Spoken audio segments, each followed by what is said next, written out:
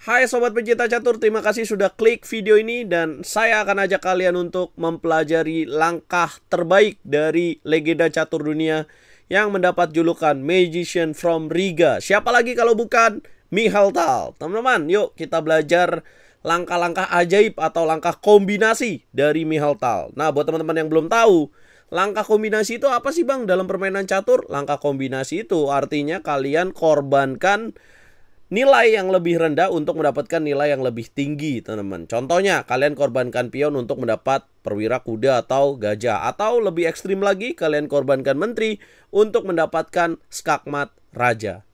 Nah, teman-teman, gak usah lama-lama, langsung aja kita bahas game yang pertama. Sebelum itu jangan lupa klik tombol jempolnya dulu, biar aku makin semangat. Dan jangan pernah di skip iklannya, jangan lupa tekan tombol subscribe. Nyalakan lonceng notifikasi kalian biar RL Chess bisa menembus 100.000 subscriber guys. Dan dukung terus percaturan Indonesia. Teman-teman, ini posisi yang pertama dari partai. Jadi semuanya ini adalah partai dari legenda catur Michal Tal. Putih, jalan, dan menang. Kalau kalian pengen improve skill kalian, pause videonya dan tebak langkah kalian sama atau enggak. Yes, ini adalah waktunya putih melangkah. Kalau lihat dari posisinya, putih memiliki raja, benteng, dan kuda dengan 4 pion. Sementara hitam, raja, benteng, kuda, dan 3 pion. Yes, Michal Tal memiliki 2 pion promosi di sayap menteri. Memang sih bisa menang, tapi di sini hitam sedang melakukan ancaman pada pion di petak H4. Dan, wah gimana nih cara jaganya? Karena setiap kuda jalan, bentengnya akan hilang.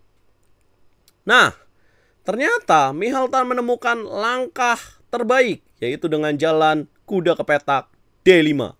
Boom! Sacrifice the rook, teman-teman. Kalau benteng makan benteng, maka Michal Tal memiliki jalan kuda ke petak E7, skakmat tercipta. Raja tidak bisa ke petak G6, ada kuda yang membatasi, tidak bisa ke petak G5, ada pion yang membatasi. Nah, sementara kalau langkah lain, bisa nggak dia menjaga petak E7-nya? Karena ini adalah tujuan dari putih. Ya, kalau raja ke petak G6, maka benteng akan dimakan dengan benteng dan putih pasti akan menang. Ada nggak sih langkah lain? Selain raja ke petak G6, bisa aja hitam mainkan langkah benteng C7. Tapi, Michal Tal pasti akan makan bentengnya dan makan lagi. Dengan posisi seperti ini, putih tinggal menjalankan benteng C4 apabila kuda D5 dan tinggal dilanjutkan dengan raja F2. Dua pion ini pasti akan promosi, teman-teman. Jadi, benar gak kalian menjawab di puzzle yang pertama ini, teman-teman? Kemudian kita lanjut ke game yang kedua. Ini adalah partai legendaris dari Geller melawan Michal Tal. Geller ini adalah salah satu pecatur terkuat di eranya Michal Tal, teman-teman. Nah, Michal Tal sebagai pemain hitam kalah 1 perwira. Tapi kalau kalian bisa lihat, menteri dan gajahnya mengarah kepada satu titik, yaitu petak G1. Teman-teman, waktunya Michal Tal melangkah sebagai pemain hitam dan buktikan kalau Michal Tal bisa menang di posisi ini dengan king hunting atau mengejar rajanya. Coba kalian jalan apa, guys? Yes, congratulations kalau kalian cerdas banget. Kalian menemukan langkah menteri ke petak G1. Boom! Raja naik ke petak G3. Rajanya akan dikejar terus dengan menteri F2. Boom! Raja naik ke petak G4 menjaga gajah F4. Menteri makan pion G2. Boom! Kemudian ditutup dengan gajah.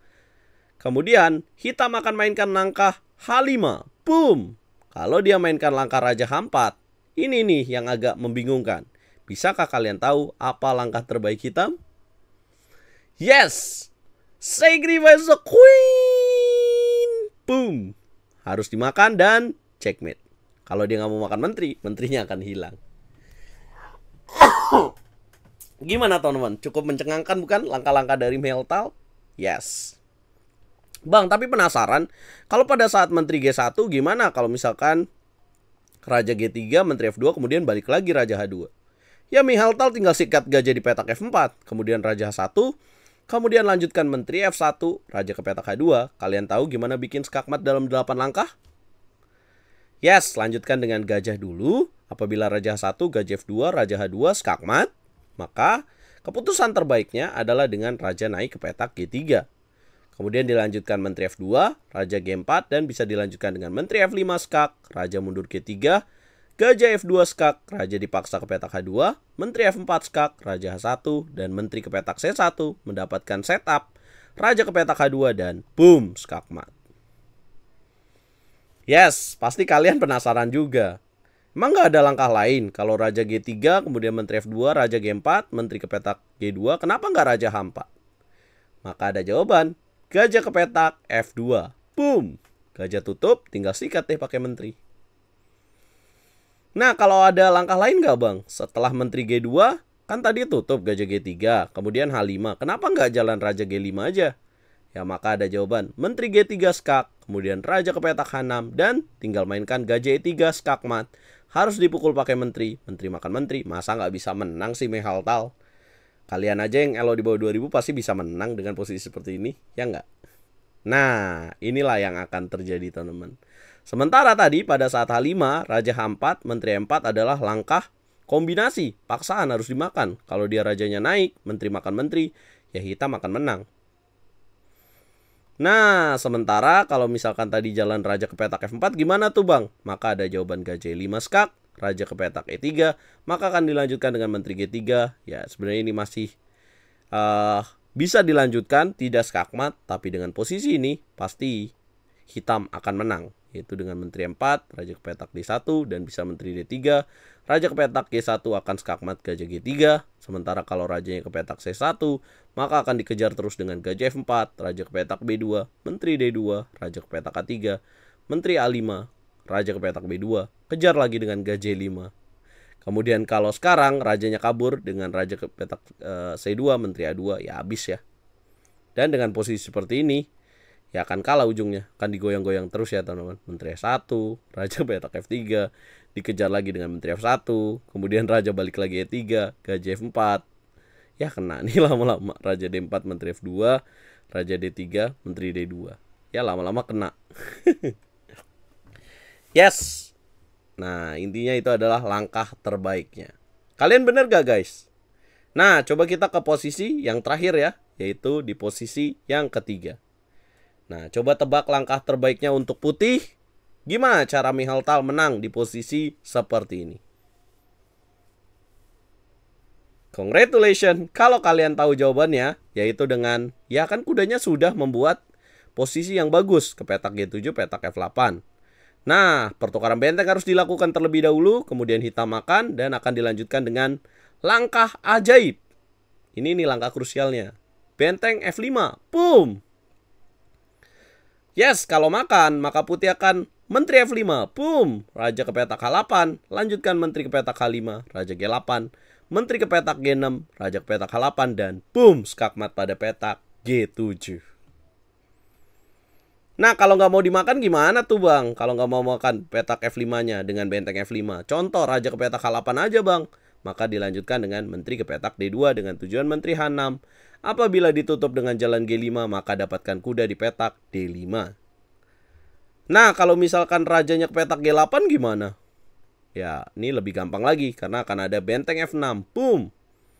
Kalau dimakan pakai pion, maka menteri pukul G6, raja geser ke petak H8, menteri H8, raja ke petak H7 akan dilanjutkan dengan menteri H5, raja ke petak G8, menteri G6, menteri H8. Ya tinggal naikkan lagi aja deh raja ke petak G3. Rajanya tinggal ke sini deh. Sementara menterinya harus jaga petak G7-nya. Contoh, kalau misalkan dia jalan kuda ke petak G3, lanjutkan lagi dengan jalan menteri H5 dan ada setup menteri H6. Gak usah ke situ ya, sini aja dulu. Nah, dapat deh kudanya.